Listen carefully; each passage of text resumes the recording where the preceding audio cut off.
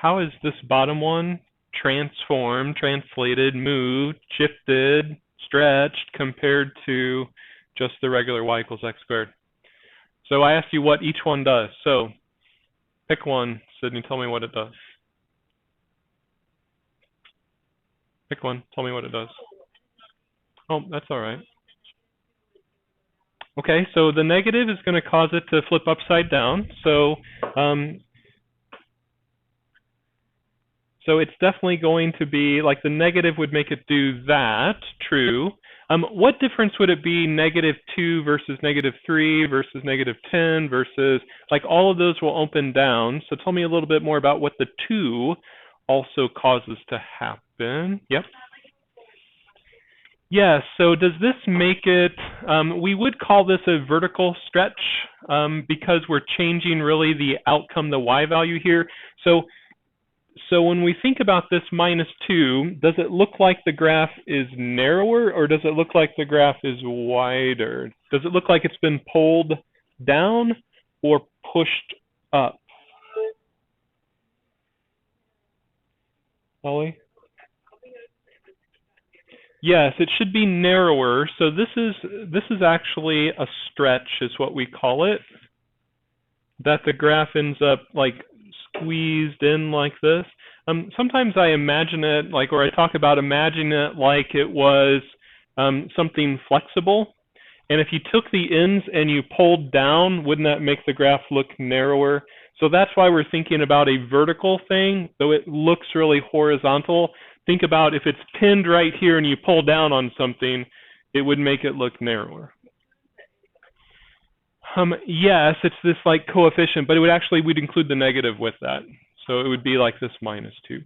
So what about the +4? Like, Dax, what does that do to the graph? Yeah, it's actually left 4. This was that investigation that you should have seen in Desmos, that it moves kind of the opposite direction that you might first be expecting. There is a good reason for that. We'll talk more about that later, but it is left 4. So we need to think about this thing gets moved left 4. I'm not going to redraw it, but that's what we'd have. And then finally, -6. That's actually down, okay? So the question really, though, is what I've written here at the top. Where is the vertex? So does the stretch really move the vertex at all from initially y equals x squared? It doesn't, right? Like we see that, you've experienced that moving it. So it's really only this transformation here, the left, right, up, down, that's moving the vertex. It's not the pulling it or stretching it. So again, then it should be really easy to see that the new vertex here is at the point -4, 6. Okay? So if you didn't write this down, this original problem should have a vertex of -4, +6, because of the transformations, because it's easy to see which way we're moving it. I'm sorry, I definitely should have included a negative there. Thank you, Carly. I mean, I said down 6, I just then marked it wrong.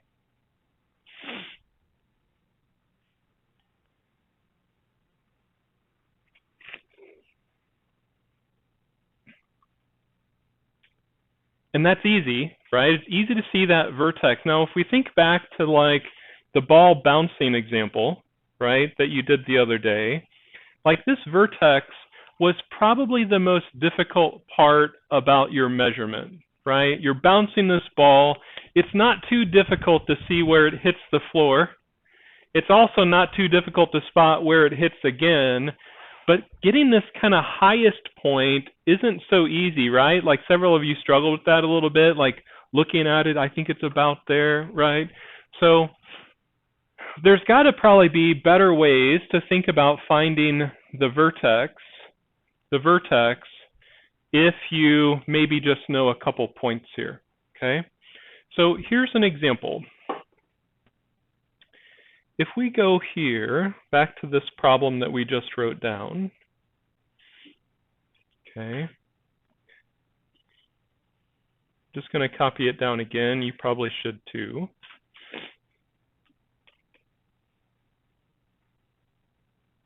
you definitely could multiply this out. And Aiden, I think you actually showed that, like you looks like you started that work while I was walking around of like distributing this. But maybe at first we should write something like this, because that's what it means to be squared, right? Something times itself. So you have like FOIL here, multiply this out. Aiden, when you did that, what was your final answer here? I think you did that, right? Oh, that was old work. So why don't everybody then take just a second. It was really similar to this question, I think, though, which is why I thought that. Like, why doesn't everybody take a second and just multiply that out and simplify that as much as you can? Okay.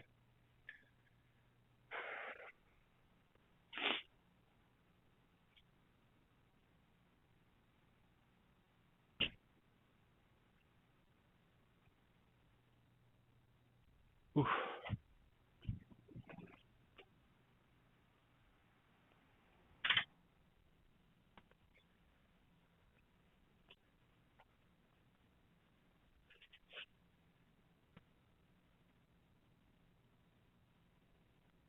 Careful with this -2. This -2, like once you distribute this piece here, this should distribute, right? So that should multiply through. There'll be a -6 that you can combine back together. If you're stuck, look at your neighbor's paper. See what they're doing. It should only take a minute.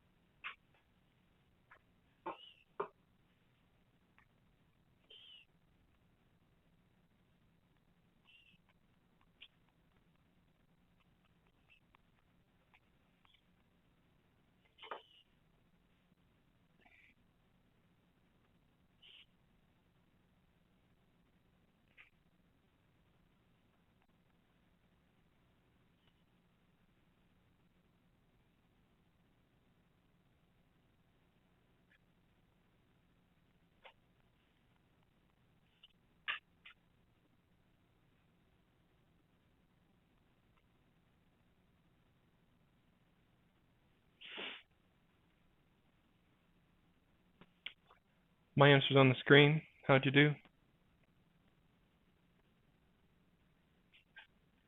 Take 30 seconds at the table. If you didn't get that answer, fix it at your table. Figure it out, like what went wrong. So talk to each other. Don't just sit there. Several of you gave me a weird look that you didn't get it. So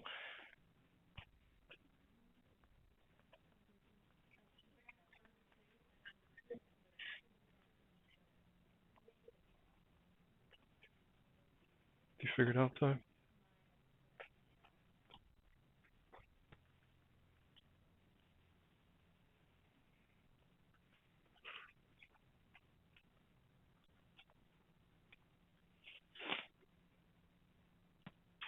Anybody have any questions about this final answer?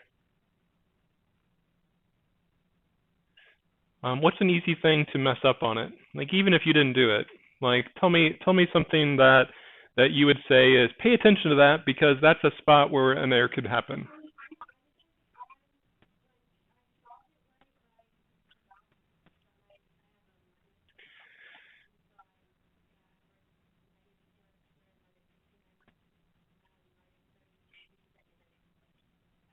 Yes, that's a good observation. Like you can get so locked into multiplying out the x plus 4 and x plus 4 that you're like just totally blank that there was initially a -6 there. Did anybody else have that issue?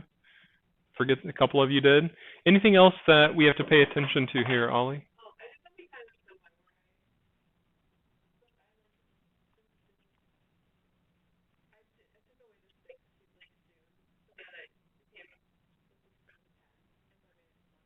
Oh, yes. And so that's another good observation that if you drop this parenthesis, there'd be a temptation to combine the 16 and 6 together right then and say plus 10. Now, Well, mathematically, what's happening though, do you notice that if you put a plus 10 here, Ollie, did you distribute that -2 to that and get a -20?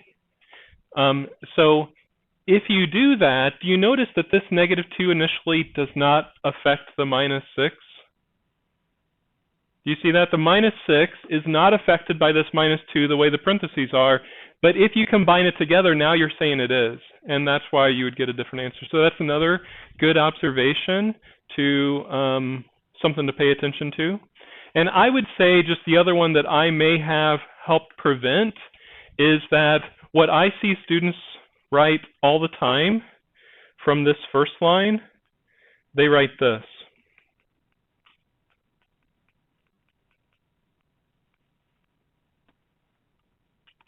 I see that all the time.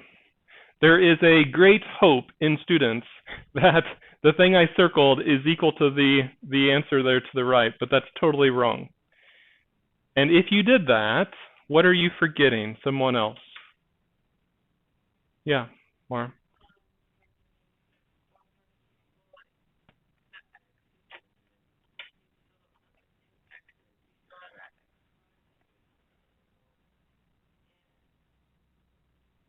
When you say the two X's, what do you mean? Yeah, what are the missing, where are the missing X's? Like, aren't they actually involved with this 8X, the piece that's missing, right? And so there's a hope here that, well, I can just square these two numbers individually and get the answer, but I'm going to caution you, some of you aren't looking, caution you, you're probably not going to get the wrong answer if you write it twice. If you look at this and you try to do it in your head, a lot of people write this and just totally blank that when you distribute, you're missing actually two of the products there. So if you just want an example of numbers, if I would say 10 plus 10 and square it, okay, what's that answer?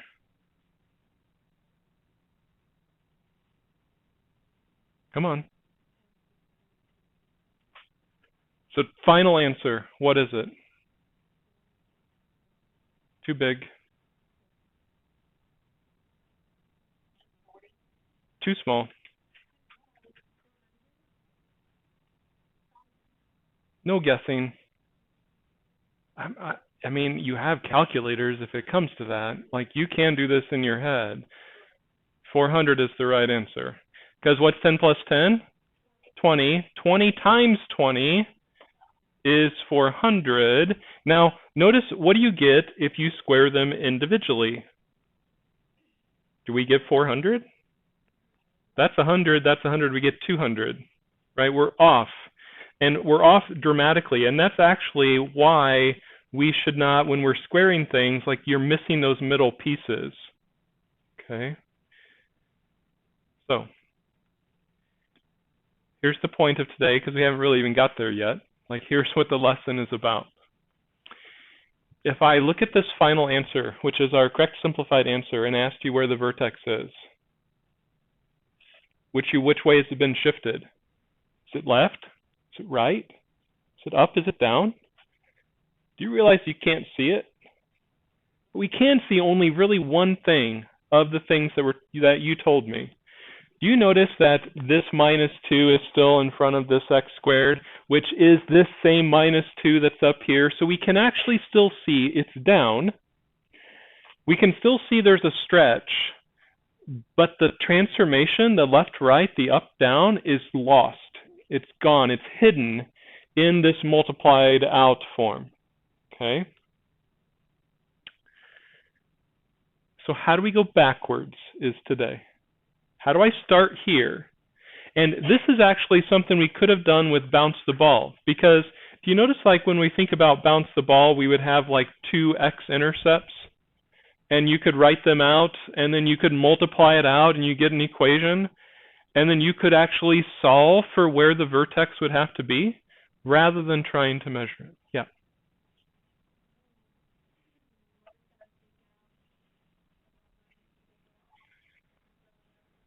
That's going to definitely be a first step.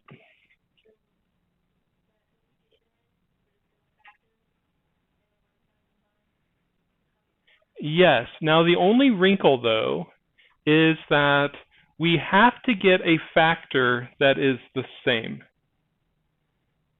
Right? And a lot of the factors that we've done, right, we'll get an x plus 2 times an x minus 5.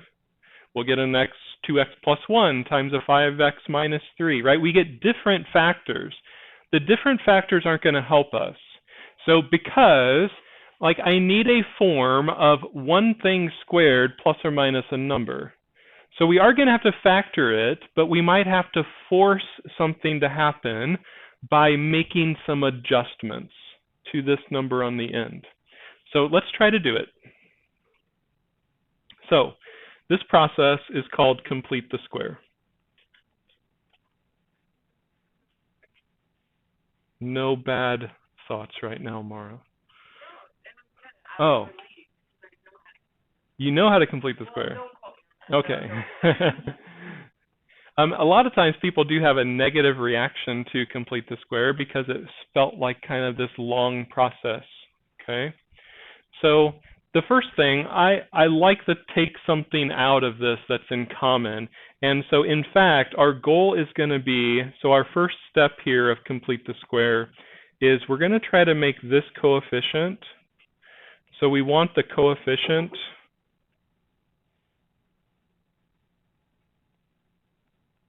of x squared to be 1. Okay. So notice that that's just going to turn it back into something like we had before. So that's a minus 2. I'm going to try to factor out a minus 2. Now here's something that's different. So here's our first kind of different thing. That we're only going to be looking at the stuff with the x's. I'm not actually going to do anything with this minus 38. Part of the reason for that is if I mess with that, I can easily generate fractions, and I'm going to guess that you would want me to avoid fractions.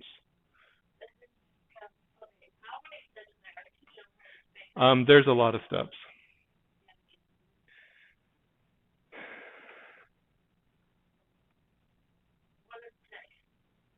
About 6.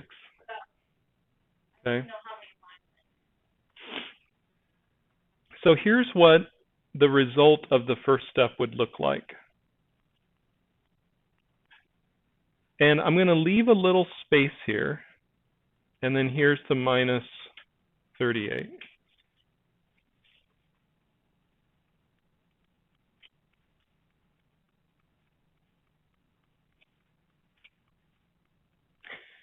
Now, I might, I'm actually have picked one of probably definitely a medium difficulty to start with. And I'm not sure that that was the best thought right now with some of the looks that several of you have on your face as I'm doing this. So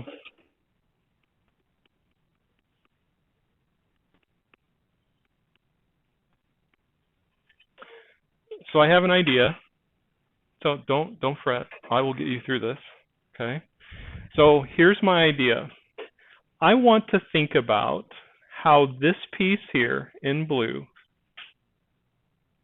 like our goal is to complete the square, right? And that language is such that this piece ends up being something squared. Now, again, we actually know what the answer is, right? We can see where it's supposed to turn back into. Now, that's a little unfair advantage that because we made this problem from it, that you can see that.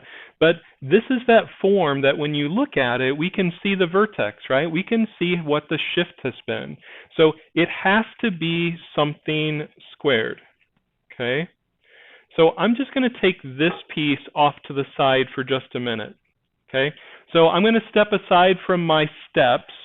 I want to show you something. And then we're going to try to come back here and fix it, okay? Now, I'm actually, where I'm going to go is here. This is what we were working on the other day, right?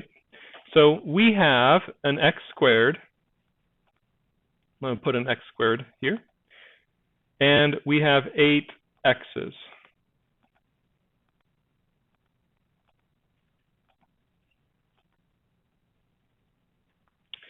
Now, when we were doing factoring the other day, and as we were moving these around, our goal was actually, like I would have the little single dots here, right?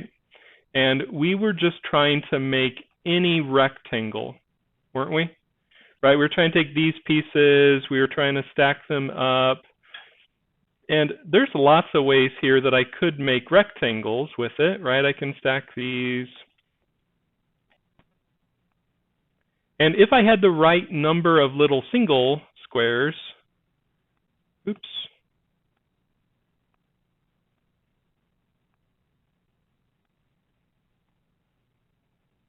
If I had the right number of little single squares, I could get something like this to factor. So in this example, how many little single plus ones would I need to fill this in? I heard lots of different numbers. So there's 5 x's this way, and then there's 3 this way.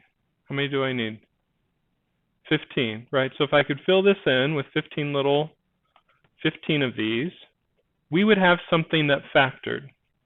Now, let's think about what that factorization would be.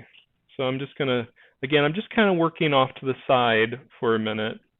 So if I filled this in with 15 of these little squares, and this is where, when we were looking at this before, like this distance, well, if this is x squared, then this is x plus 1 plus 1 plus 1. So this top would be x plus 3. This is x plus 1, 1, 1, 1, 1. This side is x plus 5.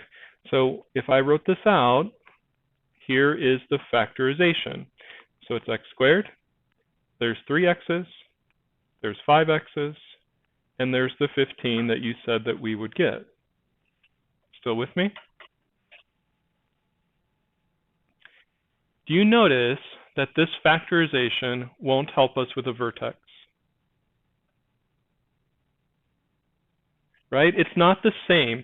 It doesn't look like x plus some number squared. Right? It is a factorization, but it's not one that helps us. So here's what the task then is. What if I wanted that? I wanted a factor times itself. Now, geometrically, here's what that should mean. This is important. This is the key to understanding what we're about to do. If I'm supposed to get the same factor twice, what shape am I actually making over here? Aiden, say that again. We should be trying to make a square, not just a rectangle. Because if I make a square, then the length across the top is the same as the length along the side, which would then make a square shape. So if I go back here, do you notice that we could definitely do that? So where is it? Here. So do you notice I just put like too many along the bottom there? So if I put one here back along the top, do you notice that we now have a square shape if we'd fill that in with the little singles? Okay, so now we have across the top x plus 4, and we have x plus 4 along the side. So my question again is, how many little single squares would it take to fill in the overall square here? I need 16, right? It's a 4 by 4 region, right? There's 4 across and 4 down. There'd be 16 little squares here. Okay. Literally, we just completed the square, right? We had a square, and we realized that 16 is something special about to complete the square, okay? So if we go back now to my OneNote, and we'll go back to the steps and see how this relates. This 8x right here, that's the piece of the little green rectangles, right? Well, we need half of them across the top and a half of them along the other side, don't we? To make the square. So our next step then is we're going to find half of our new b value. So b is usually what's multiplying the x there. So once we've dealt with this number out in front, like, so that's why I'm saying it's the new b value. Okay, so half of that is 4. So for us, we're going to do half of 8, which is 4.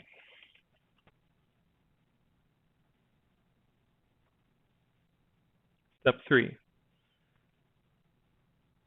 We're going to add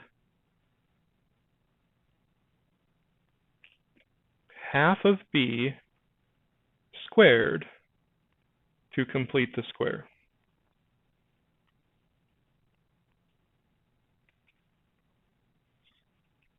Do you notice that that's the 16 that you just told me a second ago that we need? Right?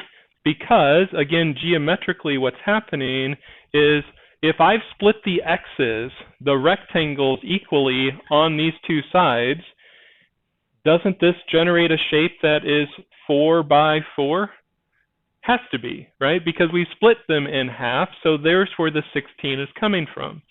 So if I think about my equation then, so I'm going to then write, so y equals -2, I'm just copying this down, plus 8x, like, so this is where I need to write the 16, but we're not done.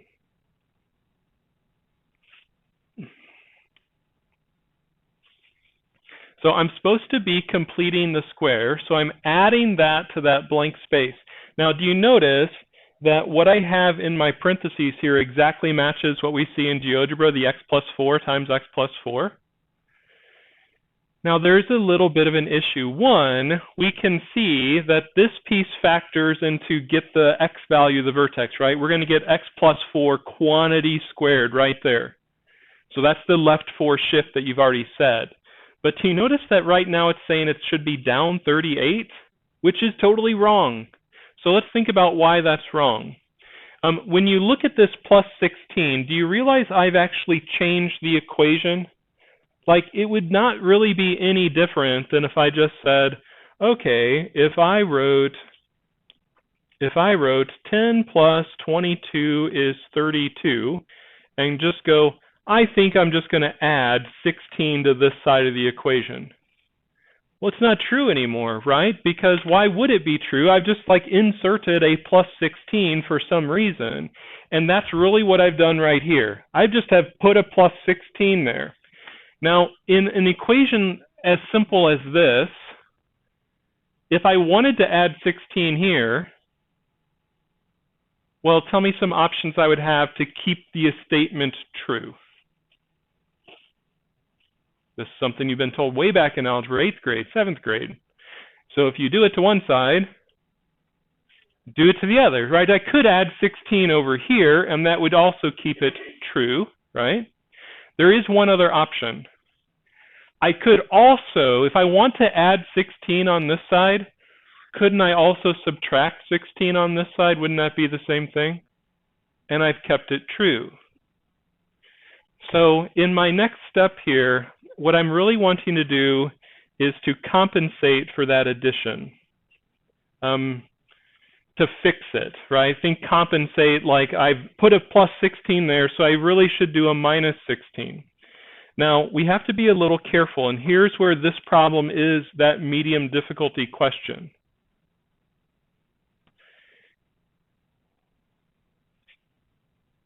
If I just put a minus 16 here to try to fix it, now, first, do you recognize that this is not also the right answer of what we were saying before, of where the vertex was? Wasn't it supposed to be down 6?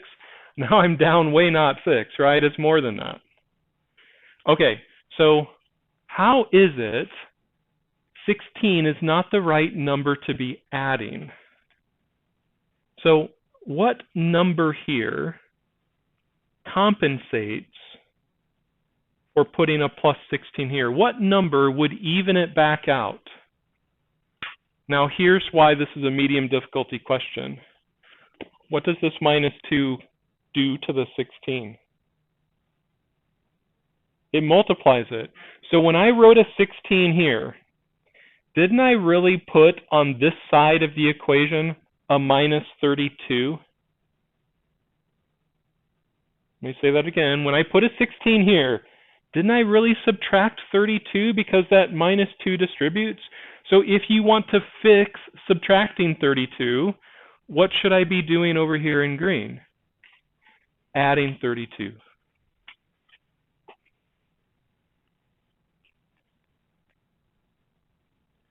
So we're just going to say compensate for the half of b squared. Yeah, you don't like that word, do you? Give me a synonym, someone else. Like if I'm saying compensate, what would be another way I could say that? Even out, that's fine. Reagan, you said something else. So compensate, even out, fix, right? We just want to balance back out. Like, is that a good phrase? To balance?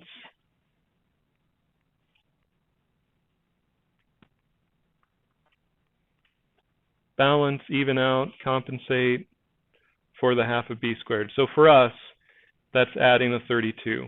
So I'm just going to make a note here, careful with A.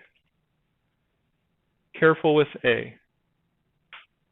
So step 5 is factor. Now this is actually the easiest step because, you know, you actually don't need the AC method here because we have forced this to happen, right? If you go back here to GeoGebra, we have made it a square already. So that means it has to always factor this way.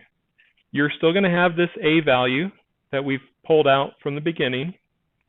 It's always going to factor into half of whatever b is squared plus some number.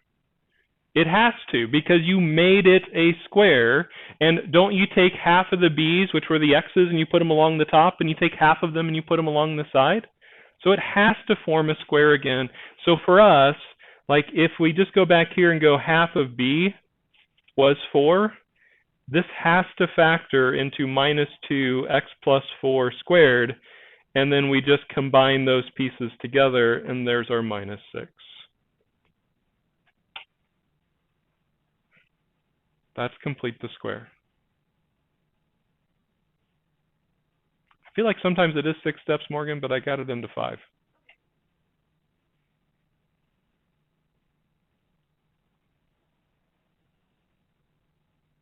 Anything you want to ask?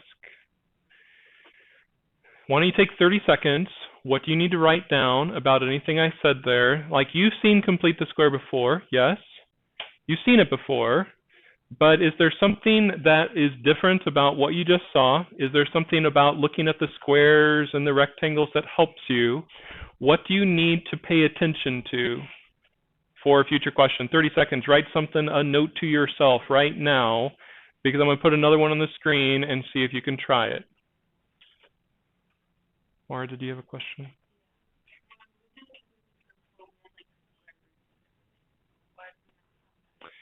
I mean, you could do it. You could. I'm going to guess what you did is you took this further and you solved for x, which would then give you the square roots. So you will definitely see square roots if you go further than this, which we will do, but not yet. Okay.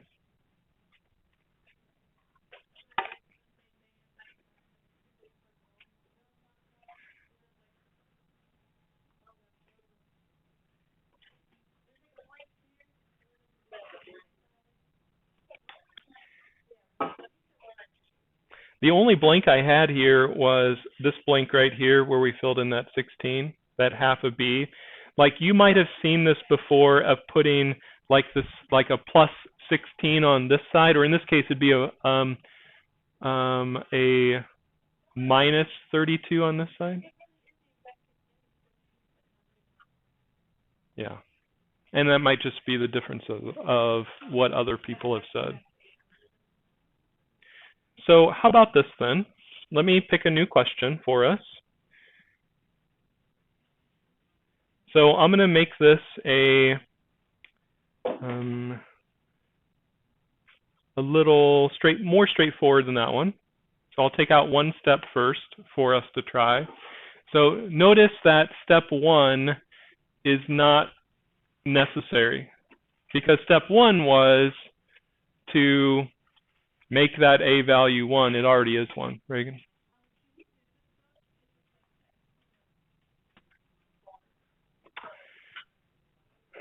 If it was x to the 4th, we would want to see a plus 4x squared plus 5, and then you could actually do a step like this. But we're not going to do that, Ollie.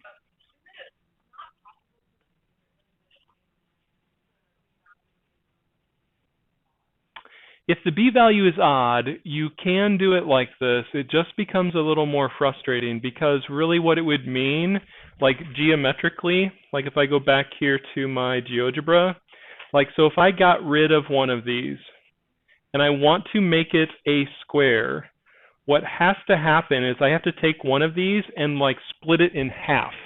So if I would split this in half and put it here, do you see I could force the square to happen? But what that means is you're going to get fractions throughout the entire problem. So it's possible. We might look at one, but that will be later when we feel really confident about it. Okay?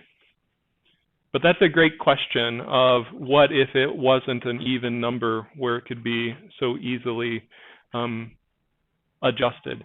This C value won't really matter though. Like, because that's going to be the piece that could be that K, I wrote it as a K a minute ago, it's that shift up or down.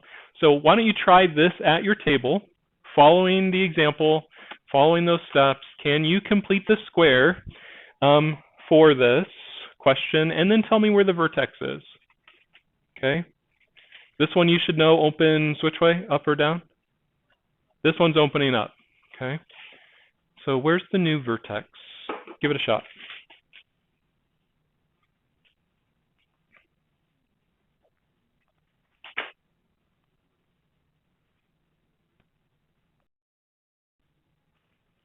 So here, nothing to do with the a, so we're just going to have y equals x squared plus 4x, put some parentheses, leave a little space. So we're trying to force a square, so that means we need half of these b's to be along the top and half of them to be along the side. So, well, you actually should be almost be able to get the answer and jump to it. But there is what you should have ended up with, a plus 4 here, right? Half of 4 happens to be 2. Squared happens to be 4. Again, that's a coincidence here. It didn't happen in the last question. But if I put a plus 4 here, I need to fix it. Well, one option is to put a plus 4 on this side. But isn't that the same as like I could subtract 4 from both sides and then putting the minus 4 over here? So some of you are wanting to like put it on the left side, like put the addition on the left, which is fine, but that's the same as then move it back over so you get a y equals. So here's our final answer. Half of the b value is 2, that's squared, then this is plus 1. Now we can see the vertex. Vertex is positive 2, negative 2. Is it left or is it right? So it's left, right? It's the other way, so careful with that. So it's minus 2, and then positive 1 would be the vertex. Okay.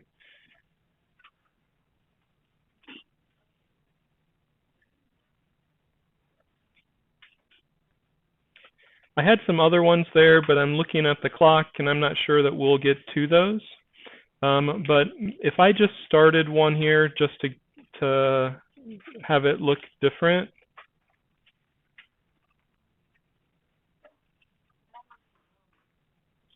Looks normal. What's different about it is that I didn't want you to overgeneralize that like half of b squared is always the same number, because notice here half of 6 is 3, square that is 9, right? So could you actually write down this answer in 30 seconds? The final answer, can you do it?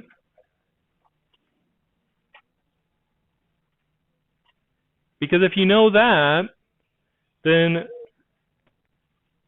can you almost jump to saying what this final result would be? Like, it's got to be x plus something plus something.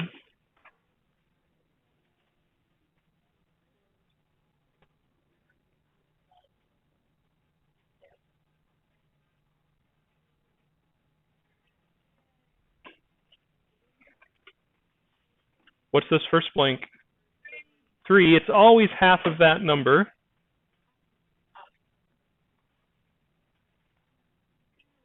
This will be a plus 2. Plus 11 minus 9. There's the final answer. Complete the square. Good job. There is a MyMathLab to practice more of this. It should say vertex, complete the square, something like that. We'll just practice some more of this tomorrow. See you. Have a good day.